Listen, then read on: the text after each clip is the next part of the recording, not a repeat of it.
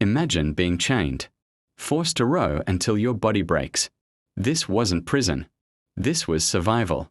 Galley slaves powered ancient warships like human engines, their bodies treated like tools instead of people.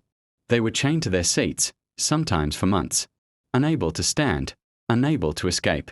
There were no breaks, no freedom, just the constant beat of drums forcing them to row faster and faster.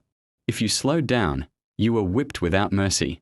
If you got sick, you stayed chained, rowing through pain, weakness, even death.